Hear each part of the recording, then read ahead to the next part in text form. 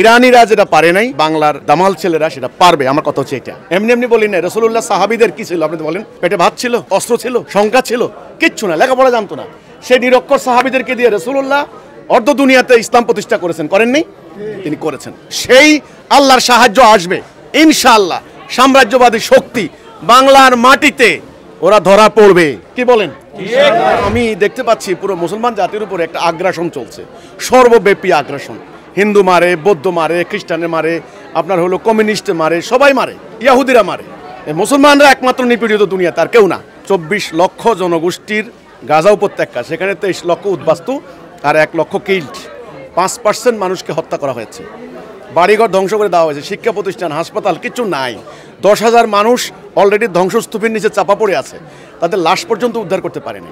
মিয়ানমারের 22 লক্ষ মুসলমানদেরকে বাড়িঘর থেকে জোর করে তাড়িয়ে দিয়েছে। আপনারা বলেন ধারাবাহিকভাবে চিন্তা করতে গেলে এভাবে সিরিয়া, ইরাক, আফগানিস্তান, ইরান ধ্বংস করে দিচ্ছে, এরপরে পাকিস্তান, বাংলাদেশ স্বাভাবিকভাবে একটার পর একটা। হ্যাঁ, এখন কেউ কেউ লড়াই করছে, যেমন আফগানিস্তান 20 বছর থেকে লড়াই করছে। আমাদের বাংলাদেশের কি আশা ভরসা? এখন আমাদের হিসাবে চিন্তা করতে গেলে আমাদের কিছুই নাই। আমাদের মিসাইল নাই, আমাদের জঙ্গি বিমান নাই, অ্যাটম বোমা তো প্রশ্নই আসে না। আমাদের যা বেচারা সেনাবাহিনী একটা আছে, এই সেনাবাহিনীকে গত কয়েক বছর ধরে আভ্যন্তরীণ দ্বন্দ্বে কাজে লাগিয়ে এই ইদানিং এই কোথায় কে ডাকাতি করছে, কে চুরি করছে, কে মব সৃষ্টি করছে, সেখানে সেনাবাহিনী থানা পাহারা দিচ্ছে সেনাবাহিনী। এটা কি? তো কাজে এক হিসাবে কিন্তু বাংলাদেশের মনে হয় কোনো আশা নাই, কিন্তু একটা আশা আছে। সেটা হলো বাংলাদেশের এই জনগণ যদি আল্লাহর তাওহীদের উপরে ঐক্যবদ্ধ হতে পারে, একজন সত্যনিষ্ঠ নেতার নেতৃত্বে আল্লাহর দ্বীন প্রতিষ্ঠার জন্য জান মাল উৎসর্গ করতে পারে, শহীদ হওয়ার তামান্না নিতে পারে, তাহলে আমি বলবো রাসূলুল্লাহর নেতৃত্বে সাহাবীরা যেমন ওই ছোট্ট মদিনা কিছু ছিল না, পেটে পাথর বেঁধেছেন, গাছের লতা পাতা খেয়েছেন, হ্যাঁ, শত্রু আঘাতে জর্জরিত হয়েছেন, কিন্তু পালান নাই, উদ্বাস্তু শিবিরে যান নাই। ঠিক সাহাবীরা যেরকম মদিনা রক্ষা করেছে, ওই আদর্শ ধারণ করে যদি গাছের পাতা খাবো আমরা, হ্যাঁ, আমরা পেটে পাথর বাঁধবো কিন্তু পালাবো না, ওই জিহাদি চেতনায় যদি ঐক্যবদ্ধ হতে পারে, তাহলে মনে রাখবেন এই সাম্রাজ্যবাদী শক্তি বাংলার মাটিতে এসে ধরা পড়বে। কিন্তু লক্ষ্য হবে আল্লাহর জন্য, অন্য কোনো স্বার্থ না।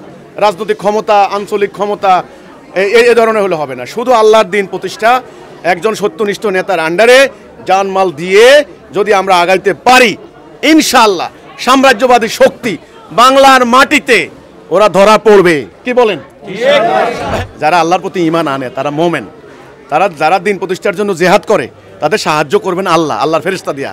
কাজে আমার কথা এইটুকু যে তারা নিজের ইজ্জত রক্ষা করতে পারবে, মাটি রক্ষা করতে পারবে, ভবিষ্যৎ প্রজন্মের সম্মান রক্ষা করতে পারবে যদি সিরাতুল মুস্তাকিমে থাকে, যদি হেদায়েতের মধ্যে থাকে।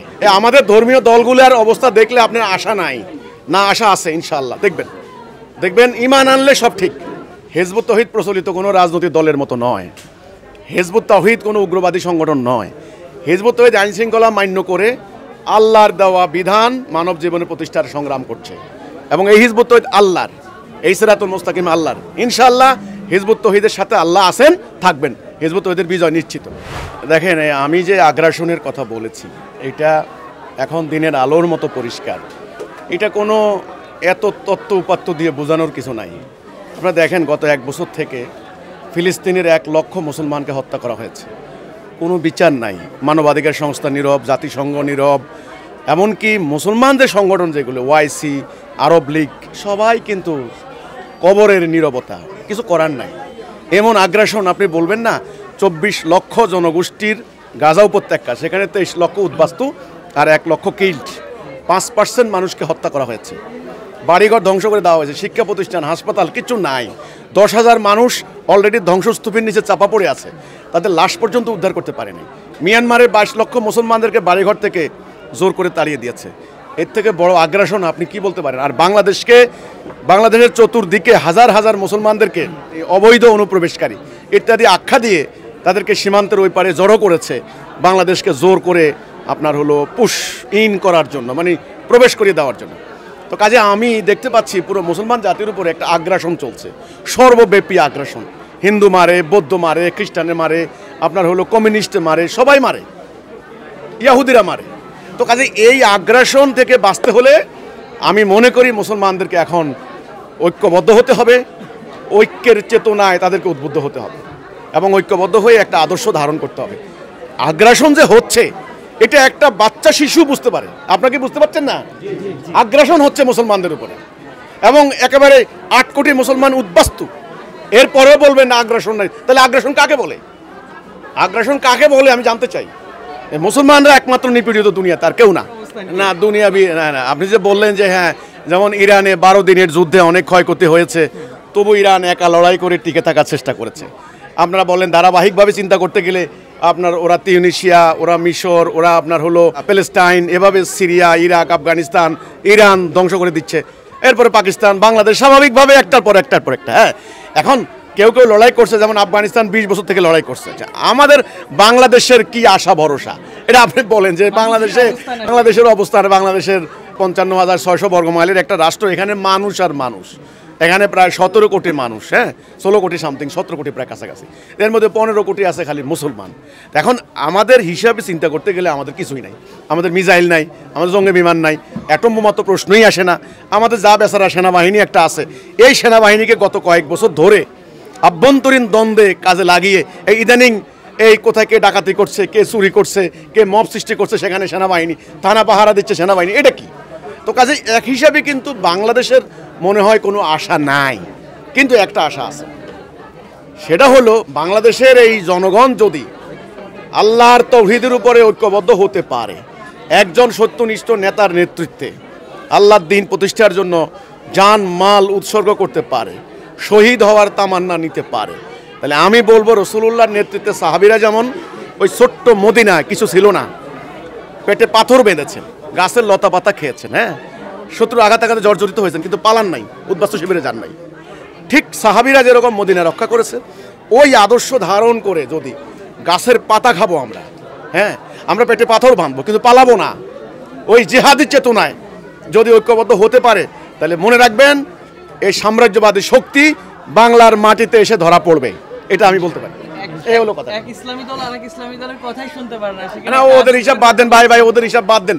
ইসলামী দল আরেক ইসলামী দলের কথাই শুনতে পারে না, নতুন নতুন দল সৃষ্টি হচ্ছে, আমি ওদের কথা বলছি না। যারা পথভ্রষ্ট হয়ে গিয়েছে, যারা বিভিন্ন দলে বিভক্ত হয়ে গিয়েছে, ওদের কথা বলছি না। আমি বলছি মোমেন 16 কোটি মানুষের মধ্যে লক্ষ লক্ষ মোমেন হবে ইনশাআল্লাহ, আছে, তারা সামনে আসতেছে, তারা পরিশুদ্ধ হবে, তারা আল্লাহর প্রতি ঈমান আনবে, রাসূল যে জিহাদ করেছেন সেই জিহাদ করবে, তারা জান মাল উৎসর্গ করে দেবে, পালাবে না, তারা স্বার্থপর হবে না, আত্মকেন্দ্রিক হবে না, সেই মোমেন্ট সামনে আসে। আমাদের ধর্মীয় দলগুলোর অবস্থা দেখলে আপনার আশা নাই না, আশা আছে ইনশাআল্লাহ। দেখবেন ঈমান আনলে সব ঠিক, কিন্তু লক্ষ্য হবে আল্লাহর জন্য, অন্য কোনো স্বার্থ না। রাজনৈতিক ক্ষমতা, আঞ্চলিক ক্ষমতা এই ধরনের হলে হবে না, শুধু আল্লাহর দ্বীন প্রতিষ্ঠা, একজন সত্যনিষ্ঠ নেতার আন্ডারে জানমাল দিয়ে যদি আমরা আগাইতে পারি, ইনশাআল্লাহ সাম্রাজ্যবাদী শক্তি বাংলার মাটিতে ওরা ধরা পড়বে। কি বলেন? এরা ধরা পড়বে বাংলার মাটিতে ইনশাআল্লাহ। আমরা দেখলাম আয়াতুল্লাহ খামেনিকে ট্রাম্প উদ্দেশ্য করে বিভিন্ন কথা বলেছে, তার মধ্যে উল্লেখযোগ্য একটা কথা যে আয়াতুল্লাহ খামেনি কোথায় আছে সেটাও আমরা জানি, পাশাপাশি তাকে হত্যা করেনি, তাকে রেখে দিয়েছে। ওরা ওদের উন্নত প্রযুক্তি, নো ডাউট অ্যাবাউট ইট, উন্নত প্রযুক্তি, হ্যাঁ ওদের মারণাস্ত্র, ওদের মিসাইল, ওদের অর্থনৈতিক সক্ষমতা, কারণ দুনিয়া তো তারা কয়েক শতাব্দী ধরে শোষণ করেছে নানাভাবে, ওই আরবদের সমস্ত সম্পদ ওরাই নিয়ে যাচ্ছে। কাজেই আমি সেটা বলছি না। ইমাম খোমেনিকে এই যে ট্রাম্প যে কথা বললো যে আমি তাকে বাঁচিয়ে দিয়েছি, আমরা ইচ্ছা করলে ওকে হত্যা করতে পারি, কোথায় লুকিয়ে আছে আমরা জানি, এই যে কথাগুলি বললো এগুলো অত্যন্ত তাচ্ছিল্যমূলক, ওরা আমাদের জন্য অবজ্ঞার কথাবার্তা। আমি যেটা বলেছি কথাটা বোঝার চেষ্টা করেন, হ্যাঁ সেটা হচ্ছে এই, আল্লাহর যদি ঈমান আনতে পারি, সত্যিকারের ঈমান যেটা সাহাবীরা এনেছেন, এবং আল্লাহর দ্বীন প্রতিষ্ঠার জন্য খালেস নিয়তে সিনসিয়ারলি যদি একটা জাতি আমরা তৈরি করতে পারি, আল্লাহর সাহায্য যদি আসে, ইনশাআল্লাহ ইরানিরা যেটা পারে নাই, আমি কথা সে বাংলার এই দামাল ছেলেরা সেটা পারবে। আমার কথা হচ্ছে এটা, এই আত্মবিশ্বাস আমার আছে, এমনি এমনি বলি নাই, রাসূলুল্লাহ সাহাবীদের কি ছিল আপনি বলেন? পেটে ভাত ছিল, অস্ত্র ছিল, সংখ্যা ছিল, কিচ্ছু না, লেখাপড়া জানতো না। সেই নিরক্ষর সাহাবীদেরকে দিয়ে রাসূলুল্লাহ অর্ধ দুনিয়াতে ইসলাম প্রতিষ্ঠা করেছেন, করেননি? তিনি করেছেন। সেই আল্লাহর সাহায্য আসবে, তবেই আমেরিকা নয়, কেউ পারবে না আমাদেরকে। আজকে প্রায় 130 জনের যোগদান করেছেন। মানুষের ভেতরের খবর আল্লাহর হাতে, ঠিক না? তারা আমার বক্তব্য শুনে তারা আপ্লুত হয়েছেন, তারা এই কথা বলেছেন আমরা ঈমান আনলাম আল্লাহর প্রতি, ওকে। তারা দিন প্রতিষ্ঠার জন্য জেহাদ করবেন এই অঙ্গীকার করেছেন। হ্যাঁ, ওরা 5 দফা কর্মসূচি মানবেন, ওকে, তারা আমাকে ইমাম মেনে নিয়ে ঐক্যবদ্ধ হয়েছেন। এখন আমি মনে করি, শুনেন, যারা আল্লাহর প্রতি ঈমান আনে তারা মোমেন, তারা যারা দিন প্রতিষ্ঠার জন্য জেহাদ করে তাদের সাহায্য করবেন আল্লাহ, আল্লাহর ফেরেশতা দিয়া। কাজে আমার কথা এইটুকু যে তারা নিজের ইজ্জত রক্ষা করতে পারবে, মাটি রক্ষা করতে পারবে, ভবিষ্যৎ প্রজন্মের সম্মান রক্ষা করতে পারবে যদি সিরাতুল মুস্তাকিমে থাকে, যদি হেদায়েতের মধ্যে থাকে। এটা হলো আমার কথা। ঠিক আছে, আপনাদেরকে অসংখ্য ধন্যবাদ। তবে একটা কথা পুরো দেশবাসীকে বলে দেবেন, হিজবুত তাওহীদ প্রচলিত কোনো রাজনৈতিক দলের মতো নয়। হিজবুত তাওহীদ কোনো উগ্রবাদী সংগঠন নয়। হিজবুত তাওহীদ আইন শৃঙ্খলা মান্য করে আল্লাহর দেওয়া বিধান মানব জীবনের প্রতিষ্ঠার সংগ্রাম করছে, এবং এই হিজবুত তাওহীদ আল্লাহর, এই সিরাতুল মুস্তাকিম আল্লাহর। ইনশাআল্লাহ হিজবুত তাওহীদের সাথে আল্লাহ আছেন, থাকবেন। হিজবুত তাওহীদের বিজয় নিশ্চিত।